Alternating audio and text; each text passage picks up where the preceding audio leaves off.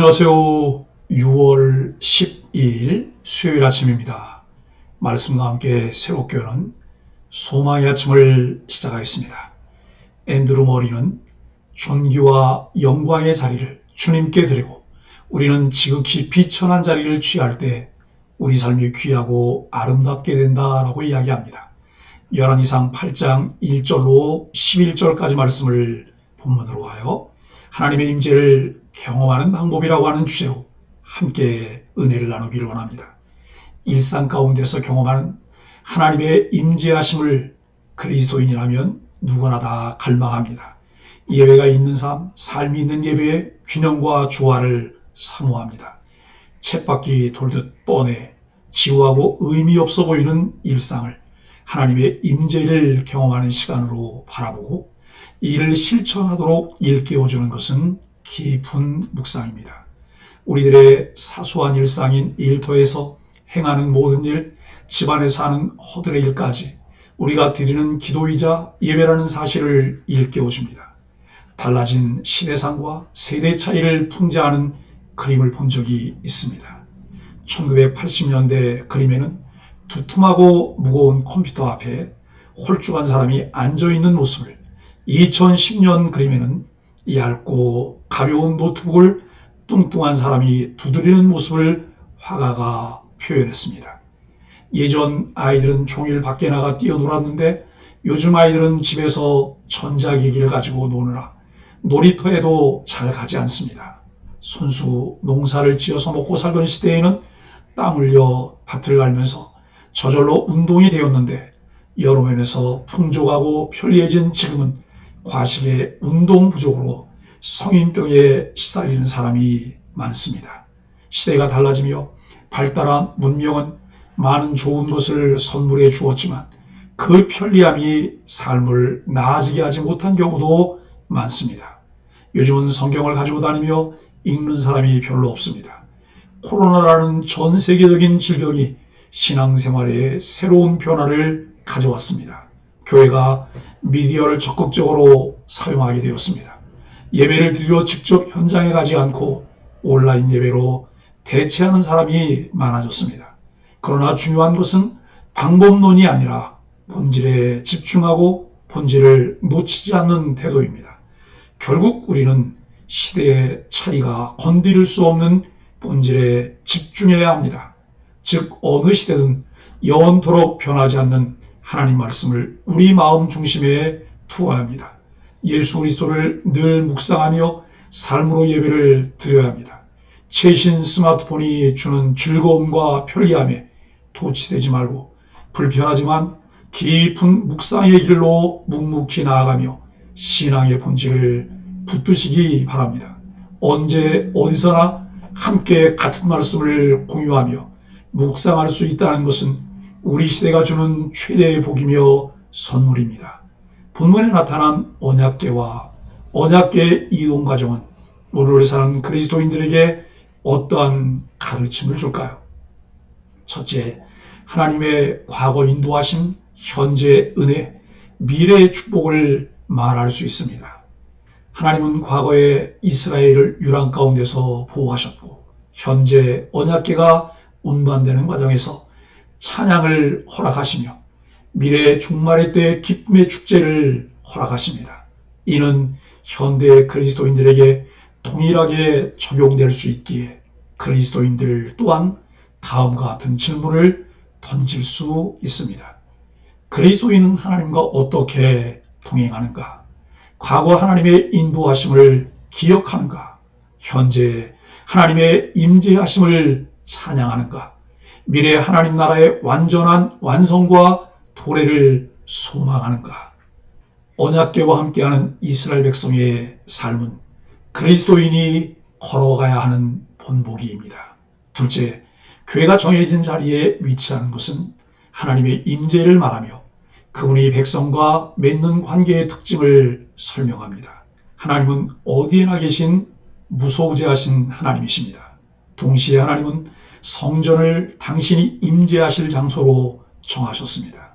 언약궤는 성전 안에 제대로 위치해야 했으며 이를 통해 성전은 이스라엘 백성과 하나님이 교제하는 장소로 준비되었습니다.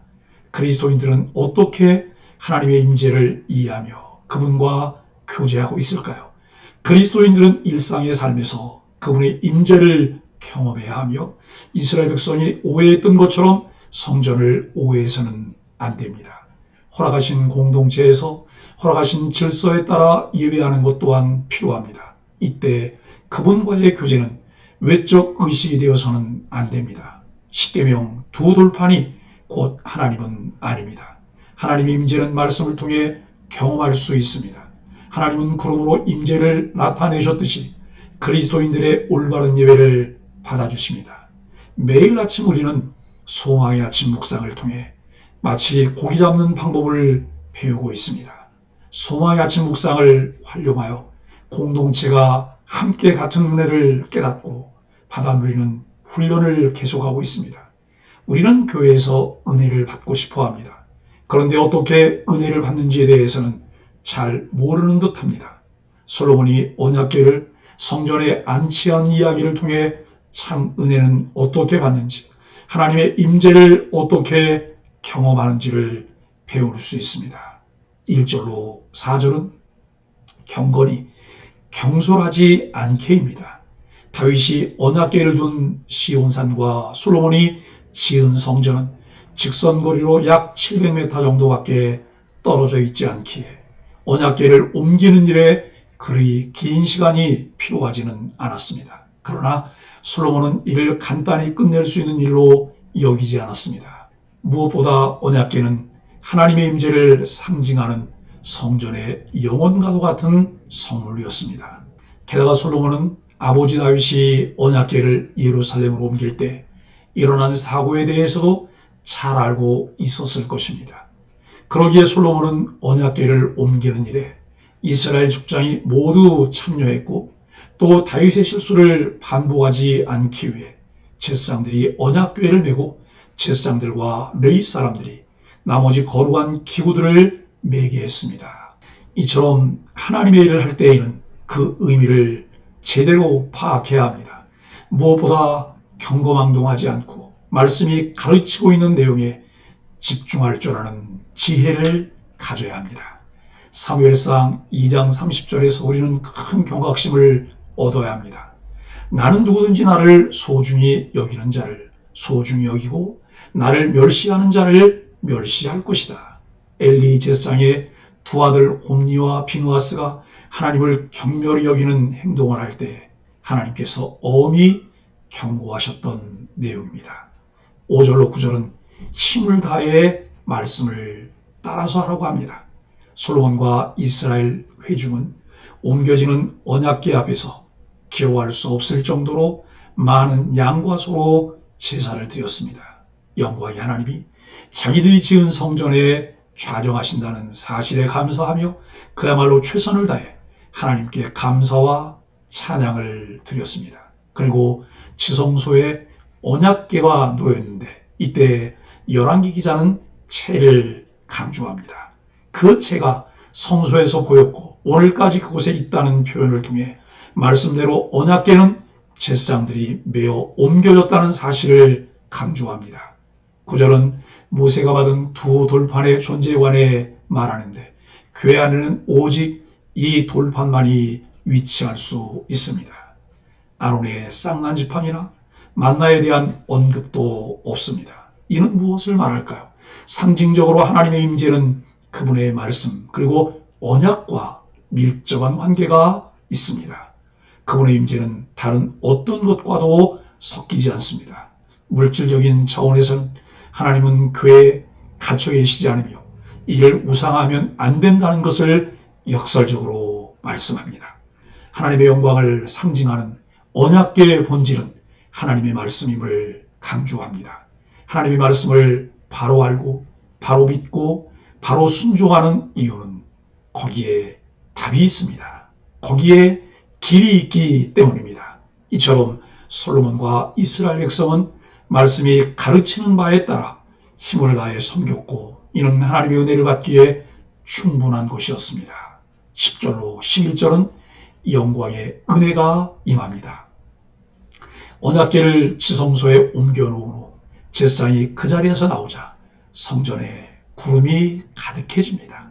구름은 출애굽 때부터 하나님의 영광을 상징하는 것으로 모세가 지은 성막에 임하셨던 하나님이 솔로몬이 지은 성전에 임하셨다고 하는 확증이었습니다.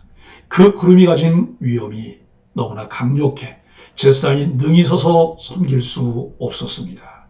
하나님의 영광이 그 성전에 가득했습니다. 이스라엘을 애굽에서 이끄시고 구름 기둥으로 인도하신 하나님이 솔로몬의 성전에 가득함으로써 그들과 함께 하심을 확정해 주셨습니다. 우리의 모임과 일상 가운데에서도 이런 은혜가 임하기를 바랍니다. 앞에서 우리가 살폈듯이 경고망동하지 않고 최선을 다해 말씀을 따라 하나님을 섬길 때 우리도 이런 영광의 은혜를 누릴 수 있습니다. 사랑하는 소망의 가족 여러분, 솔로몬은 최상의 재료로 성전을 지었습니다. 사람들의 눈에는 성전의 거대한 규모, 화려한 장식, 값비싼 기물 등이 크게 보였을 것입니다. 그러나 성전을 성전되게 하는 것은 하나님의 영광스러운 임재와 그분의 말씀, 그리고 말씀에 순종하는 하나님 백성의 삶입니다. 사람이 손으로 지은 웅장하고 화려한 건물로만 성전을 이해하면 안 됩니다. 우리 가운데 오신 예수님이 성전이고 예수 그리스도를 모신 우리가 성전입니다. 말씀을 통해 하나님의 임재를 경험하고 예배 가운데 하나님의 영광을 누리는 성도가 곧 성전입니다. 성전에 임한 하나님의 영광에 관한 이야기는 하나님의 임재를 경험하기 원한다면 최선을 다해 경건한 삶을 살고 말씀에 온전히 순종해야 한다고 가르칩니다. 이는 결코 종교적 의식이나 예전 화려한 장식과 아름다운 음악으로 경험할 수 없습니다. 가슴 떨리는 감동은 영화나 음악회를 통해서도 얻을 수 있습니다. 그러나 하나님의 영광은 말씀에 순종하는 경건한 사람들에게 주어지는 은혜입니다. 하나님은 우리로 하여금 발달된 문명을 사용하여 언제 어디서든 하나님의 임재를 경험하도록 깊이 묵상이 가능하게 하셨습니다. 우리 소망의 교회 공동체는 각자 자신의 생활 터전에서 매일 일정한 시간을 정해 말씀 묵상이 가능하도록 돕고 있습니다. 요한복음 4장에서 수가성 여인은 어디서 예배해야 되는지를 묻습니다. 그러나 예수님은 예배 장소가 아닌 하나님은 영이시니 예배하는 자가 신령과 진정으로 예배하도록 말씀합니다. 그렇습니다. 하나님의 임재를 경험하며 하나님과 친밀한 교제를 지속적으로 나누기를 원하십니까? 하나님의 영광이 가득한 하나님의 임재를 경험하며 복음을 살아내기를 원하십니까? 우리 소망의 교회와 함께 하십시오. 우리 소망의 교회는 잡은 고기가 아닌 고기를 잡는 방법을 함께 나누며 신앙과 삶을 돕고 있습니다. 교회의 가르침에 귀를 기울이며 교회와 함께 바른 신앙으로 걸어 들어가는 소망의 가족들이 되기를 예수 그리스도 이름으로 간절히 축복합니다. 함께 기도하겠습니다. 하나님, 성전이 완공되자 가장 먼저 언약궤를 그곳에 들여놓는 솔로몬을 보며 성전의 아름다움은 건물이 아니라 하나님의 임재 있음을 깨닫습니다. 화려함으로 치장하는 것에 목적을 두지 않고 하나님이 함께 하시는 인생 되기를 소망하게 하여 주옵소서. 작은 부분까지 일일이 세밀하게 가르쳐 주시며 하나님의 일을 감당하게 하시니 감사합니다. 예수님의 이름으로 간절히 기도합니다. 아멘.